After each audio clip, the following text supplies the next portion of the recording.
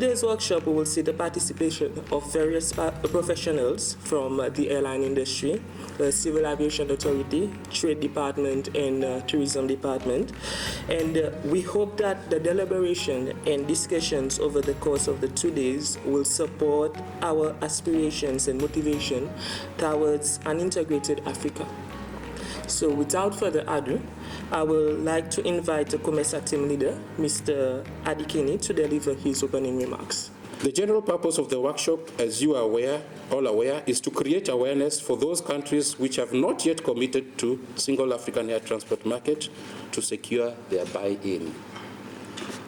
After this workshop, the Republic of Seychelles is urged to consider joining hands with all other African Union member states who are already members of the single African air transport market so as to reap the benefits of a liberalized air transport market and, to a large extent, the benefits that come with the implementation of the African Continental Free Trade Area.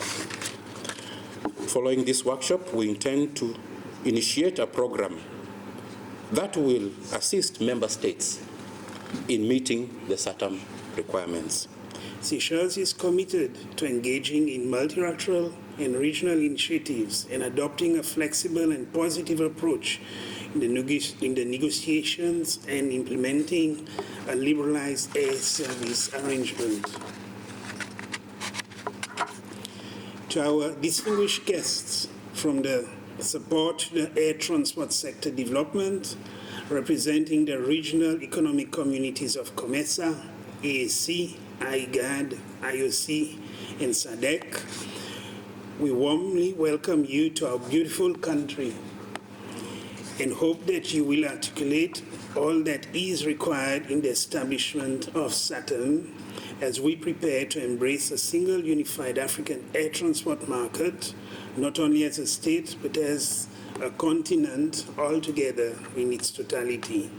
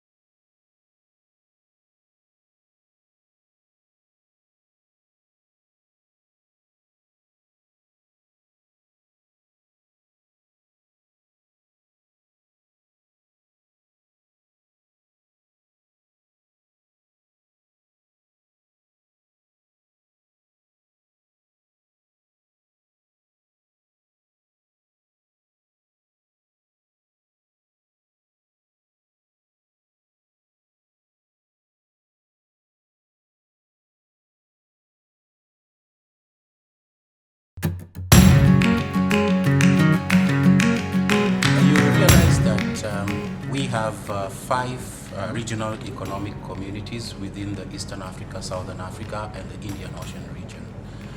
These 5 regional economic communities realized the need to revamp the industry within this particular area, create jobs, and more or less connectivity between member states, making our people move around our continent so as to spur trade and job creation.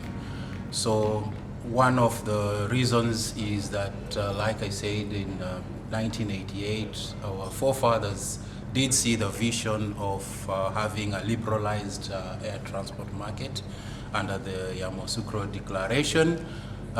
This took almost 10 years, nothing much was happening, and then in 1998 they changed it to Yamoussoukro Decision and tried again for quite a long time, almost 20 years. In 2018 they decided, okay, let's create a single African air transport market.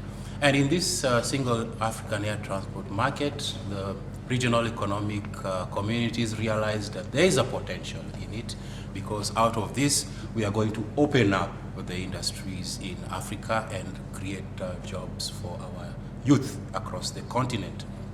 So this particular workshop, its main aim is to create awareness of the benefits of this single African air transport market within these 29 member states, transcending across these 5 regional economic communities. And like I said, out of the 29 member states, we only have 13 who have signed to the single African air transport market. So we have 16 member states who we are now creating awareness for them and telling them exactly what are these benefits. Following on the COVID-19 pandemic, where you all saw that the African continent was shut down, there was no movement, and states that depended on imports had a very, very rough time during that particular time. Then had we had this liberalization, we could still maintain the movement within the continent just like the other continents were doing. Okay?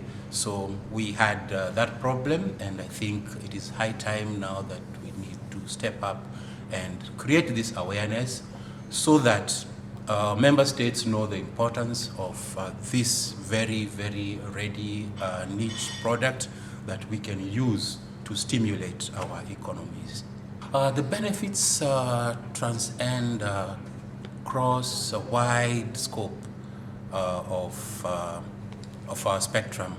You're looking at the hinterland of Africa, for instance. There are a lot of resources, okay? But in this, a lot of resources, there are no industries, okay? We have not created industries. We are just exporting raw materials.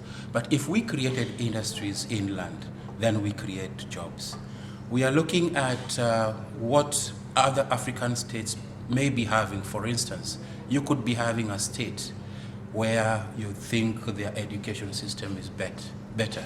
So why don't we leverage on that and send our people to such states within Africa to gain education instead of sending them abroad, whereby we are using a lot of money and resources and training our populace outside the continent. Yet we can still do that within the continent and revamp the economies within the country. Look at our agricultural products.